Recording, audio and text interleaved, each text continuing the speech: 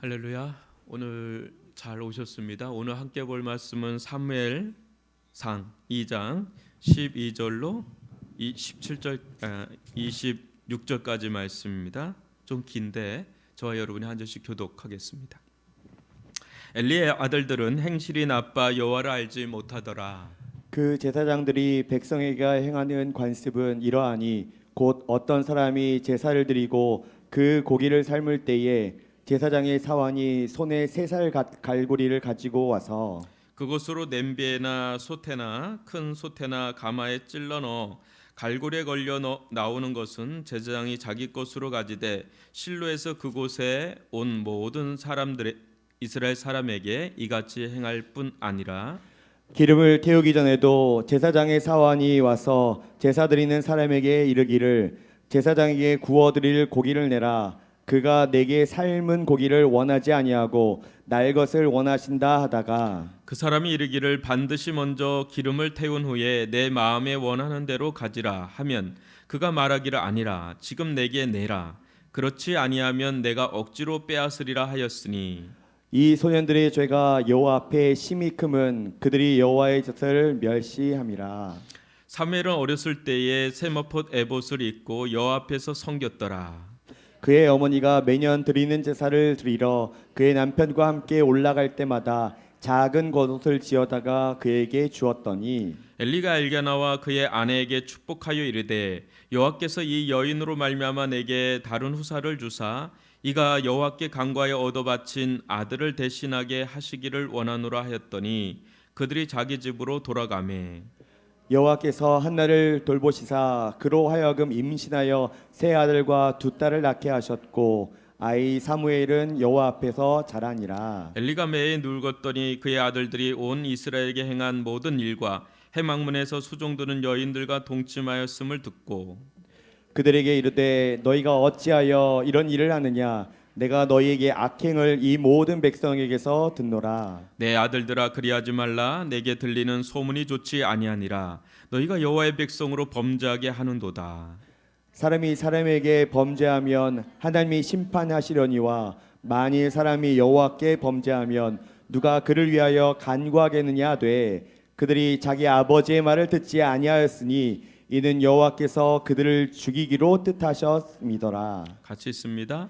아이 사무엘이 점점 자라매 여호와와 사람들에게 은총을 더욱 받더라. 아멘. 예, 오늘은 하나님 앞에 사는 즐거움이란 제목으로 함께 말씀을 잠시 나누겠습니다.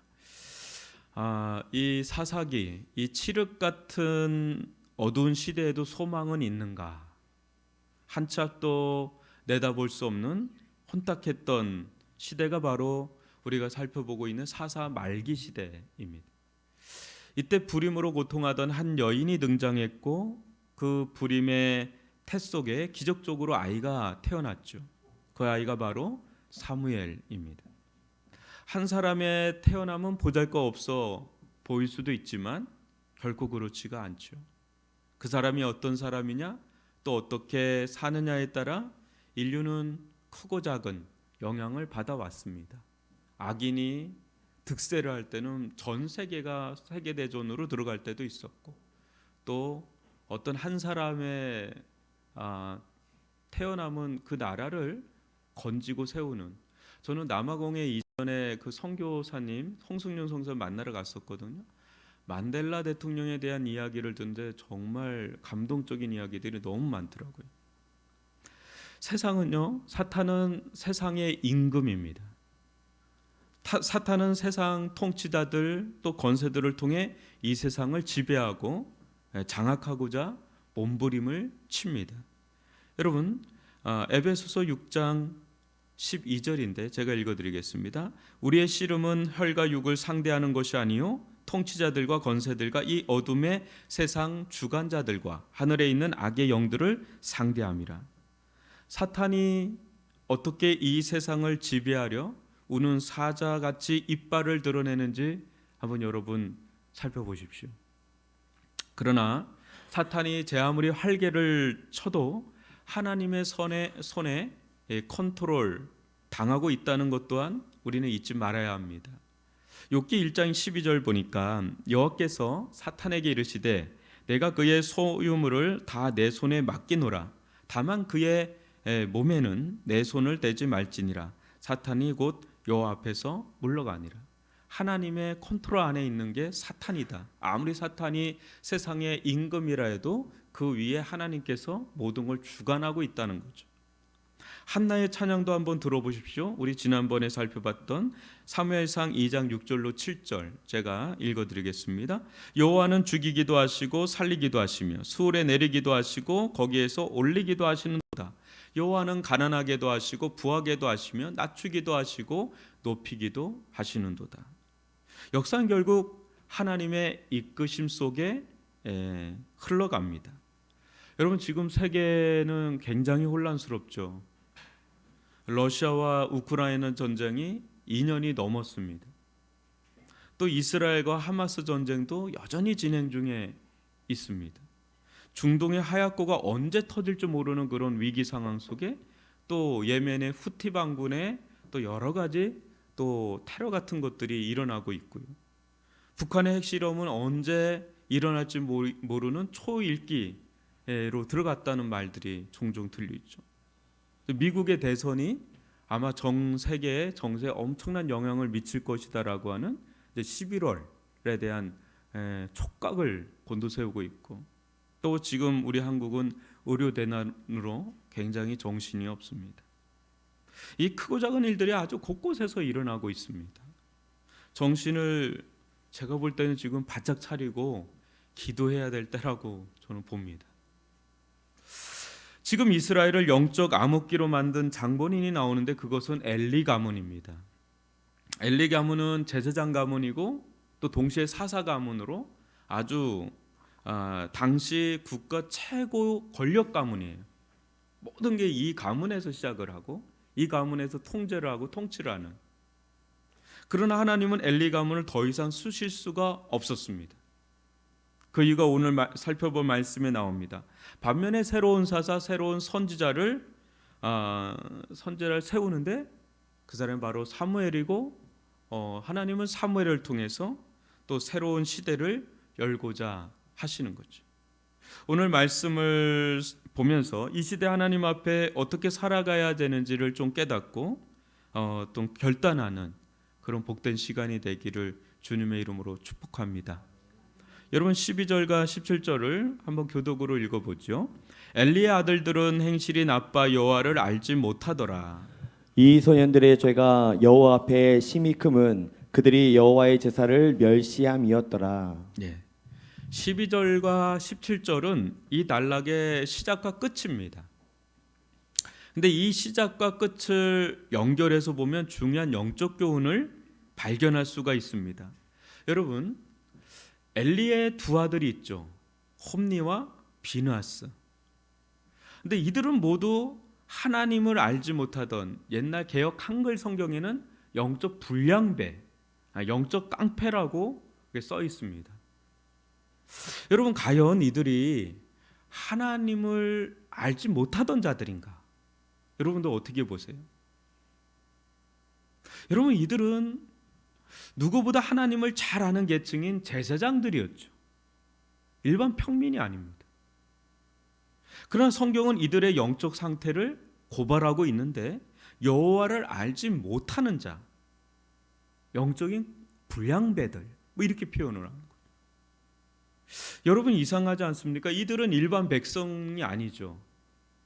늘 성전에 있었던 자들이고 성전에서 살다시피 하는 자들이죠. 이들은 제사장으로 성전에서 제사를 집례하는 그런 자들이에요. 아주 성별된 자들이고 구별된 자들이고. 제사가 여러분 뭐죠? 오늘날로 표현하면 하나님께 예배드리는 거죠. 이들은 누구보다 하나님을 가까이서 받드는 특별한 권한을 받은 그런 선택된 자들이에요. 그런데 어떻게 하나님을 알지 못하는 자를 할 수 있는가 말입니다. 하나님을 알지 못한 이런 일을 어떻게 수행을 하겠어요? 사무엘서는 이들이 하나님을 알지 못하는 자라는 증거를 뭘로 제시하고 있느냐면 그게 17절에 나옵니다. 뭡니까? 그들이 여호와의 제사를 멸시함이었더라. 한마디로 말하면 이런 겁니다. 하나님을 아는 자라면 저렇게 제사를 드릴 수 있나? 아니, 하나님을 안다고 하는 사람이 어떻게 저렇게 제사를 멸시할 수 있는가? 이런 거예요. 그러지 않습니까? 우리가 뭐 부모님이 됐던, 또 연인 사이가 됐던, 부부 사이가 됐던, 우리가 부모님을 공경한다 그럴 때 그걸 어떻게 알겠어요? 또 우리가 가정에서 아내를 사랑한다, 또 남편을 사랑한다, 그걸 어떻게 알겠어요? 말은 사랑한다고 뭔가 이렇게 액션을 취하긴 하는데 누가 봐도 저거는 부모를 공경하는 것도 아니고 부부 사이에 서로 사랑하는 것도 아닌 게 있을 수 있지 않습니까? 그럴 때 여러분 속상하지 않아요? 말은 그렇다고 그러는데 딱 보니까 이건 날 신뢰하는 것도 아니고 사랑하는 것도 아니고 말은 뭐라고 막 하는데 그게 이렇게 티가 나는, 정말 우리가 하나님을 안다면 할 수 없는 일들이 있잖아요. 정말 공경한다면, 정말 사랑한다면 할 수 없는 일들이 일어나면 그걸 과연 그걸 사랑한다고, 공경한다고, 또 하나님을 안다고 할 수 있는가 말이죠. 그걸 얘기를 하는 거죠. 사람 사이에도 저 사람이 정말 내게 마음이 있는지 없는지를 알잖아요, 그렇죠? 근데 하나님은 어떻게 했어요? 눈동장님이 아닙니다. 하나님을 멸시해도 보통 멸시하는 일들이 멸시하지 않는 경우가 얼마나 일어나고 있었는지, 이때 당시 한번 열어보세요. 이들이 어떻게 했는지. 13절로 16절인데요. 교독으로 읽어보겠습니다. 그 제사장들이 백성에게 행하는 간습은 이러하니 곧 어떤 사람이 제사를 드리고 그 고기를 삶을 때에 제사장이 사환이 손에 3살 갈고리를 가지고 와서 그것으로 냄비에나 솥에나 큰 솥에나 가마에 찔러 넣어 갈고리에 걸려 나오는 것은 제사장이 자기 것으로 가지되 실로에서 그곳에 온 모든 이스라엘 사람에게 이같이 할 뿐 아니라 기름을 태우기 전에도 제사장이 사환이 와서 제사 드리는 사람에게 이르기를 제사장에게 구워드릴 고기를 내라. 그가 내게 삶은 고기를 원하지 아니하고 날 것을 원하신다 하다가 그 사람이 이르기를 반드시 먼저 기름을 태운 후에 내 마음에 원하는 대로 가지라 하면 그가 말하기를 아니라 지금은 내게 내라 그렇지 아니하면 내가 억지로 빼앗으리라 하였으니. 여러분, 이 16절 대목만 봐도 그 백성들보다 이 제사장들의 수준이 얼마나 떨어져 있는지를 보여주는 대목이에요. 여러분, 이들은 성전에서 폭군처럼 행사했습니다. 다른 이들의 것을 함부로 갈취하고요. 또 하나님께 기름을 태워 드려야 되거든요. 그 이후에 그것을 분깃으로 가져서 나눠 먹는 겁니다. 근데 하나님께 기름을 태워드리기도 전에 생고기가 맛있잖아요. 그 생고기가 맛있으니까 그거를 빼앗아 간 겁니다. 그 구운 거 싫다, 생고기 달라, 막 이런 거죠.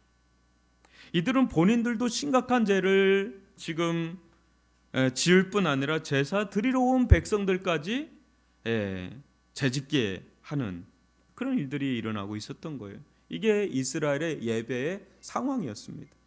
이들이 하나님을 얼마나 멸시하였으면, 하나님을 얼마나 우습게 여겼으면 이렇게 하겠는가? 이유가 뭘까요, 여러분? 하나님을 알지 못한 거겠죠. 하나님을 제대로 안다면 하나님께 그렇게 할 수는 없는 거죠. 그런데 그것만 있는 건 아니라 이렇게 사는데도 별다른 일이 안 일어나는 겁니다. 아주 오랫동안. 그러면 그럴수록 하나님의 별다른 조치가 바로바로 일어나는 게 아닌 거예요. 뭐 우르르 꽝꽝하고 번개치고 뭔가 다리가 부러지고 뭔가 일이 일어나야 돼, 전혀 그런 일이 일어나지 않는 거죠. 별다른 조치가 없는 겁니다. 그럴수록 이들은 대범해졌고 주변에 바라보는 시선도 달라졌습니다. 저렇게 하는데도 아무런 일이 일어나지 않네. 오히려 더 잘 나가네. 저렇게 해도 괜찮나 보다, 이런 게 퍼져가고 있는 거죠. 제사장의 타락은 곧 예배의 타락으로 이어졌고, 예배의 타락은 곧 온 백성의 타락으로 이어졌으니 사사시대의 온갖 해괴망측한 일들이 이곳저곳에서 일어난 것도 이상하지 않는 그 이유는 제사장의 타락이 있었고 예배의 타락이 있었고 이스라엘 백성 가운데 혼합된 신앙이 아주 팽배했던 그런 것이 사사 말기 시대입니다. 사랑하는 성도 여러분, 하나님은 살아 계셔서 이 세상에 개입하시고 역사하는 분이실까요? 여러분 어떻게 생각하십니까? 아님 없으시거나 계셔도 주무시거나 아무렇게나 살아도 내버려 두시는 분이실까? 여러분 어떻습니까? 하나님 살아 계십니까? 하나님 지금도 역사하십니까? 한나의 기도에서 보듯이 하나님은 분명 살아 계시고요, 세상 역사를 주권적으로 이끌어 가시는 역사의 주관자이시죠. 한나의 노래가 그걸 쭉 이야기하고 있죠. 그런데 홈리와 비나스가 이렇게 예배를 타락시키는데도 왜 그 오랜 시간 묵묵무답으로 일관하셨을까? 아무런 일이 일어나지 않는 거예요. 제사도 하고 성전에 있는 여인들을 동침하고 막 이런 온갖 악은 다 저지르고 있는데 아무런 일도 일어나지 않는 거예요. 왜 하나님은 애꿎은 한나만 술 취한 여인이라 혼나기만 하잖아요. 그죠? 엘리야에게 혼났잖아요. 너 술 취했다 막 이러면서 뭐 그런 일만 일어나고 아무런 반응을 하지 않는 그 하나님, 우리 이것을 어떻게 봐야 될까요?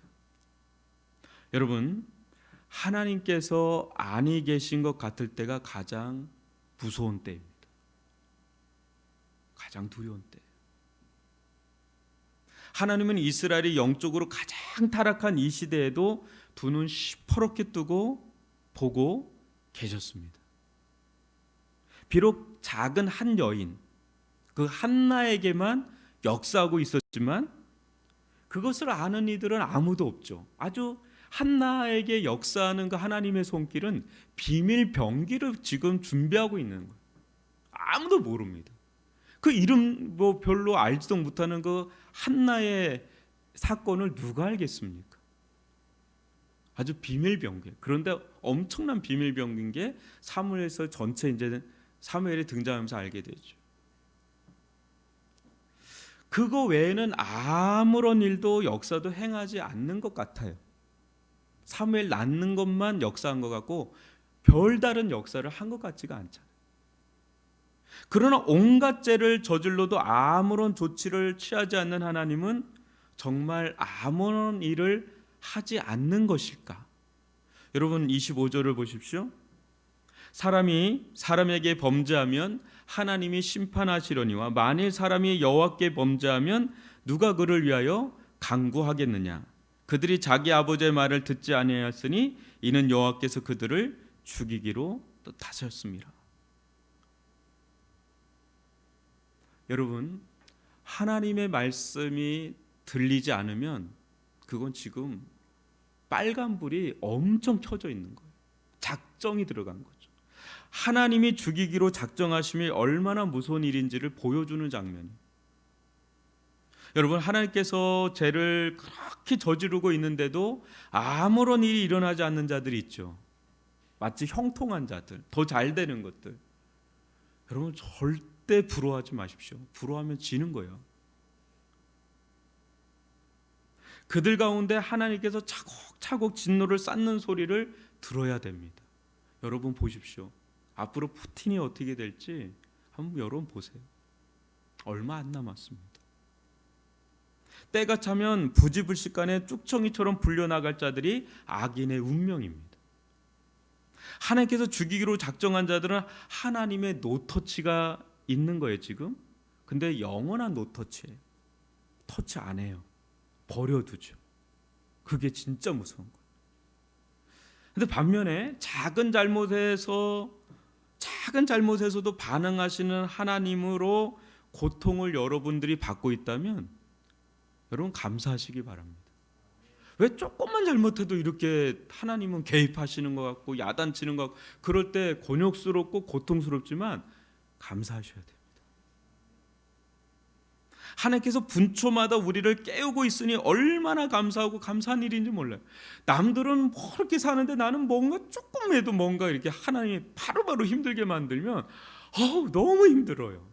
그런데 그게 얼마나 하나님께서 나와 가까이 터치하고 있는지 터치가 감사한 거예요. 하나님의 말씀이 더 이상 하나님의 말씀으로 들리지 않고요.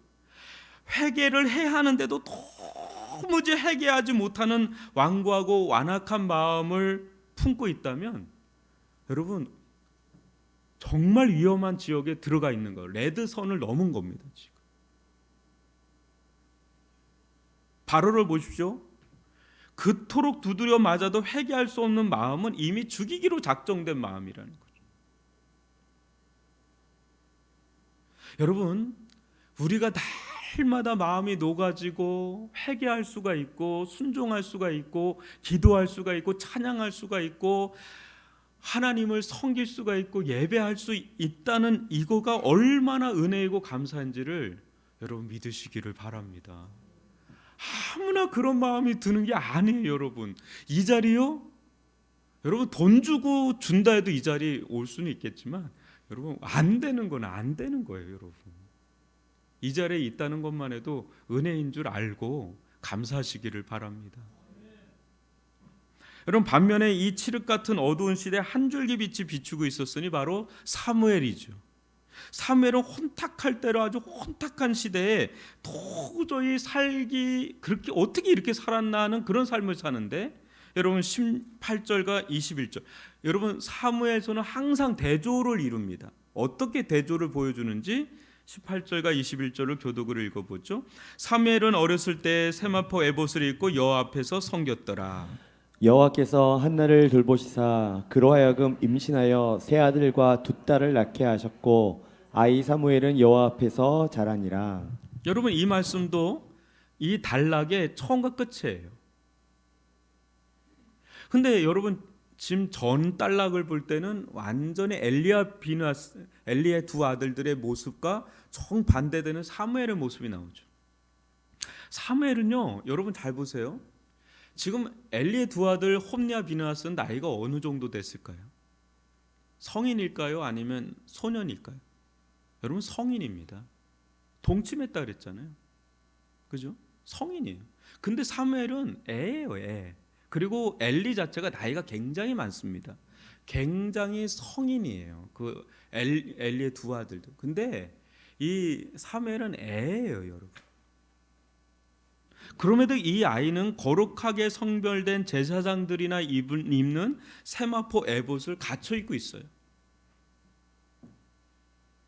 이 모습은 앞으로 엘리 가문은 멸망하고 어린 사무엘이 제사장의 계보를 이을 것이라는 사인입니다. 이 옷이. 사무엘은 각자 소견에 옳은 대로 살아가던 시대에 이 사사 시대에 그때 누구를 기준 삼아 살았습니까? 하나님을 기준 삼아 살아. 이게 굉장히 어려운, 다 칠흑같이 어두운데 자기만 딱 하나님 앞에 사는 거예요. 다 각자가 기준이 되어서 살아가던 시대거든요. 자기 소견에 옳은 대로 살아가던. 근데 이런 시대를 역주행하는 거예요. 역행을 해서 어린아이임에도 하나님 앞에 사는 거죠. 하나님 앞에.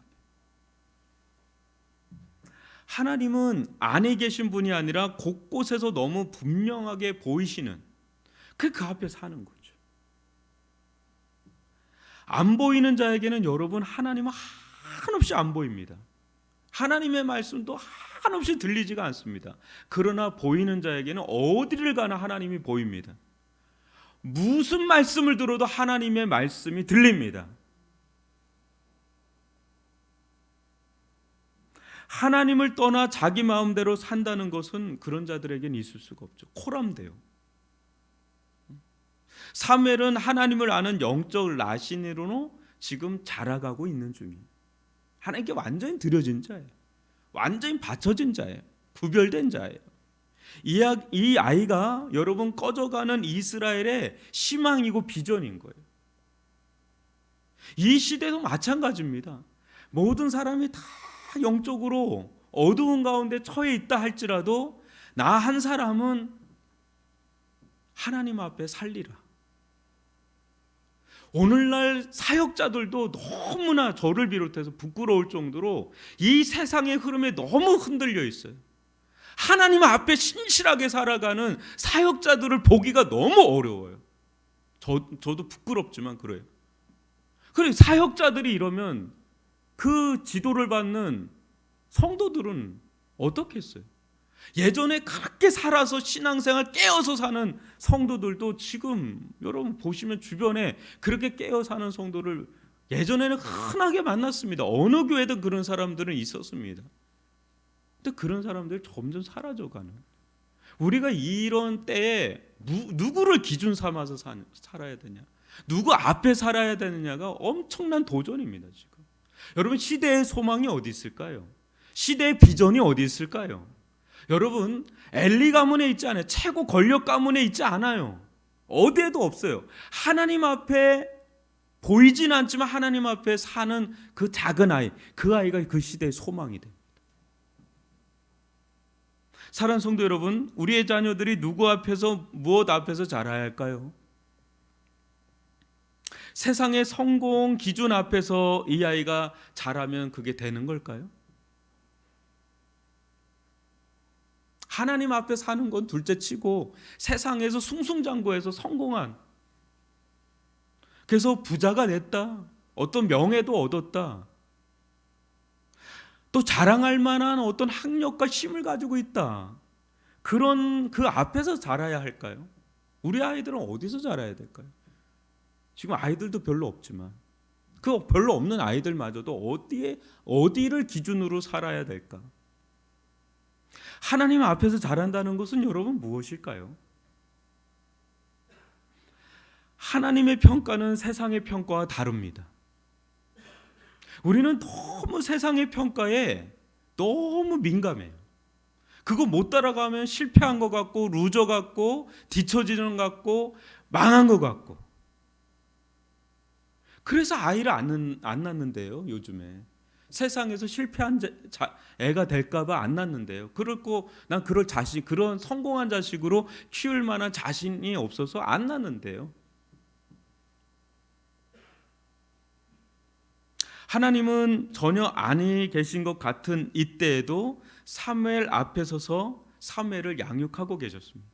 오늘날도 하나님은 아니 계신 것 같아도 하나님은 하나님 앞에서 하나님이 쓰실 자를 지금 예비시키고 준비시키고 양육시켜 세워간다는 것, 어딘가는 있다는 거죠. 아무리 시대가 타락해도 하나님은 세울 자를 세워가시는 줄 믿습니다. 그는 가장 어두운 시대, 가장 타락한 장소인 실로 성전에서, 그 성전에서 온갖 악이 행행하고 있는데 어떻게 놀랍게도 역설적이게도 그 실로 성전에서 외롭고 고독하지만 철저하게 하나님 앞에 선자로 키워지고 있다는 비밀병기다. 여러분, 우리 자녀들을 하나님을 기준으로 사는 자들로 양육하는 것이야말로 어렵지만 반드시 가야 되는 길이죠. 한나가 그 앞에 섰고 그런 부모 밑에서 지금 사무엘이 나신으로 하나님께 바쳐진 자로 자라고 있는 중에 있습니다. 그런 점에서 우리 자신들을 먼저 좀 돌아봐야 되겠죠. 나는 누구를 바라보고 있는가? 여러분은 누구를 기준으로, 누구 앞에, 누구를 바라보고 살아가고 있습니까? 애들은 둘째치고 우리라도 반듯하게 서야 되지 않습니까? 누구를 의식하고 있는가? 혹시 내 안에 나보다 더 잘 나가는 어떤 이들을 모델로 삼고 있지는 않는가? 누구를 모델로, 누구를 기준으로, 누구를 롤 모델로 여러분 살아가고 있습니까? 자녀들은 둘째치고 우리를 먼저 좀 돌아보자는 거예요. 나를 움직이게 하는 원동력은 무엇인가? 나의 결정에 결정적 역할을 하는 것은 과연 무엇인가? 하나님인가? 어떤 중대한 결정이 있어요. 그런 중대한 인생의 분기점이 될 만한, 분수령이 될 만한 그런 결정적인 순간에 하나님이 기준인가? 그게 믿음이거든요. 근데 그런 실력은 한순간에 갑자기 나오지 않아요, 여러분. 평상시에 쌓여 있다가 결정적인 순간에 그 믿음이 나타나는 거지, 갑자기 그걸 하라 그러면 믿음이 감당이 안 돼요. 우리는 오늘 매 순간순간 몸부림치는 거죠. 하나님 앞에 살려고, 하나님을 기준 삼아 살려고. 세상의 힘이 너무나 강해요. 그것을 역주행하고 역행한다는 거 어마어마한 힘이 필요해요. 영적인 파워가 필요해요. 그렇지만 그 길을 가지 않으면 시대에 소망이 없습니다. 그래서 우리는 여러분 끊임없이 자신에게 질문해야 돼요. 나는 이런 순간에 누굴 기준으로 삼고 있는지 여러분의 내면, 여러분의 마음의 동기를 끊임없이 아주 치열하게 물어봐야 돼요. 내가 이 길을 왜 가지? 내가 이 길을 왜 선택했지? 그 속에 정말 하나님을 향한 믿음, 마음, 헌신이 있는지를 계속 점검하고 점검해요. 그러지 않으면 우리의 마음은 그냥 휩쓸려 가요. 정처 없이 휩쓸려 가요. 여러분, 하나님을 선명한 기준으로 삼을 때 우리가 가야 할 인생의 길 또한 선명하게 되는 줄 믿습니다. 아주 분명해지는 거죠. 남들이 다 아니라도 나는 이 길 간다 이거죠. 그런 은혜가 우리들 가운데 주어질 수 있기를 주님의 이름으로 축원합니다. 하나님 앞에 살아간다는 것이 구시대의 산물처럼 여겨지기도 하고 때론 숨막히는 것처럼 생각하는 이들이 있는데 실은 정반대예요. 여러분 26절도 한번 보세요. 아이 사무엘이 점점 자라며 여호와 사람들에게 은총을 더욱 받더라. 하나님 앞에 산 자의 복은 하나님뿐 아니라 사람들에게도 은총을 받는다는 거예요. 여러분, 은총을 받는다는 건 은혜로 산다는 거예요. 내가 이것을 하지만 다 할 수가 없잖아요. 근데 하나님께서 거기서 덧붙여줘서 역사를 하시니까 이건 뭐 그냥 가는 듯한 느낌. 가끔 정말 신실한 크리스찬들의 이야기를 여러분 들을 기회가 있으실 거예요. 그들이 뭐 알려진 유명인이든 아니든 뭐 상관없습니다. 이런 사람들 여러분 이야기를 들어보면 세상과 꽉 막힌 아주 불통자들이라고 여러분 보이십니까? 아니면 소통이 되는 사람들이라고 보십니까? 엄청난 소통자. 요새 김창옥이라는 사람이 막 이렇게 강사로 막 나오더라고요. 그 사람 말자 언니가, 말자 누나가 사모님이래더라고요. 아주 공개적으로 얘기하더라고요. 그 뜨기 전에 우리 수영록교회 엄청 많이 왔었습니다. 김창옥이라는 분. 근데 많이 오다가 보니까 어느 날 매스컴을 타기 시작하더라고요. 하나님과도 형통하고 사람들과도 형통해서 선한 영향력을 발휘하는 이들이 굉장히 많습니다. 우리나라에. 아주 알려진 사람, 알려지지 않은 사람 주변에도 많습니다. 하나님 앞에 사는 삶은 구시대적인 삶이냐? 아니에요, 여러분. 하나님과 함께하고 하나님이 역사하는 그들의 인생 가운데 얼마나 새로운 일들이 그들을 통해서 일어나고 있는지 실은 우리 교회 안에도 많아요. 여기 계신 분들 하나님께 앞에 살고 하나님 앞에 신실하게 살았을 때 어떤 일들이 여러분과 여러분의 가정과 교회에서 일어난지 많이 경험하면서 여기까지 온 거 아니겠어요? 여러분, 하나님 앞에 산다는 건 새로운 시대의 소망이고 희망이고 비전인 줄 믿습니다. 지금 뭐 대한민국이 어쩌다 저쩌다 해도 우리의 갈 길은 하나입니다. 하나님 앞에 선 길이에요. 용기를 가지고 그렇게 가도 절대 망하지 않는다는 걸 보여줘야 되는 거죠. 망하지 않고요, 오히려 형통할 줄 믿습니다. 이 세상이 칠흑같이 암울하고 혼돈스러워도 그나마 이 사회가, 이 나라가 이만큼 유지되는 것은 그 속에 빛과 소금처럼 살아가는 수많은 하나님의 백성들이 있기 때문이라고 봅니다. 여러분, 정말 회사에 들어가도 신실한 사람들 잘 보면 그 사람 크리스찬인 경우가 굉장히 많아요. 아닌 사람도 있지만 구석구석에 겸손하고 남들 도와주고 말없이 도와주고 정직하게 행하는 사람들, 크리스찬들 엄청 많습니다. 그러니까 이 사회가, 이 나라가 그나마 유지되는 거예요. 하나님 앞에 사는 자는 숨막히는 삶을 사는 게 절대 아닙니다, 여러분. 하나님 앞에 살잖아요. 자유예요. 양심이 자유예요. 왜? 떳떳하니까. 보이는 데서도 자유하고 보이지 않는 데서도 늘 하나님을 더 의식하니까. 보이는 데선 사람들 의식해서 뭐 이렇게 했다가 보이지 않는 데서 막 꼼수 부리고 막 거기에서 딴짓하고 그런 게 아니라 늘 하나님 앞에 사니까 아주 뭐 자기를 다 드러내도 그냥 떳떳한 거예요. 자기를 다 드러내도 그냥 양심에 거리끼면 얼마나 자유해요. 여러분, 하나님 앞에 사는 삶이야말로 최고의 자유인 줄 믿습니다. 그러니 여러분, 자유한 사람, 양심이 자유한 사람, 영혼이 자유한 사람, 그 얼굴에서, 그 눈에서 빛이 날 수밖에 없죠. 그런 자를 사람도 알고 하나님도 알고 인정해 주시죠. 하나님 앞에 사는 삶을 즐거워하시기를 주님의 이름으로 축원합니다. 우리가 모자라도 그걸 기준 삼아서 살아가는 거죠. 오늘보다는 내일, 또 쓰러지기도 하지만 하나님 앞에 다시금 일어나서 그 앞에 살려고 하는 삶.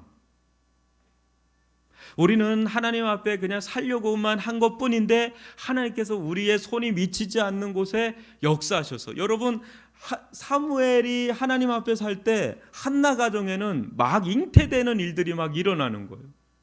여러분들이 하나님 앞에 산 것뿐이에요. 뭐 엄청난 일을 한 게 아니라 그냥 신실하게 하나님 앞에 그냥 몸부림치면서 산 것뿐인데 다른 데서 막 은혜가 받는 역사들이 막 일어나는 거예요. 이걸 어떻게 설명할 수가 없어요. 왜? 하나님께 은총을 받고 있기 때문에.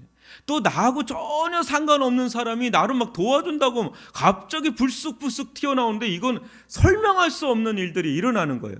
그런 일들이 우리가 그저 하나님 앞에 산 것 자체로 그런 은혜들이 우리들 가운데 임할 줄 믿습니다. 절대 손해보는 짓도 아니고 숨막히는 일도 아니고 고리타분한 삶도 아니고 구태여한 삶도 아니고 구시대적 삶도 아닌 새로운 시대를 여는 것이 하나님 앞에 사는 은혜인 줄 믿습니다. 그런 은혜 여러분 절대 어떤 상황이 와도 놓치지 마시고 나는 그 외길 가리라 이렇게 결단하고 가시는 저와 여러분이 되시기를 주님의 이름으로 축원합니다. 기도하겠습니다. 아버지 하나님,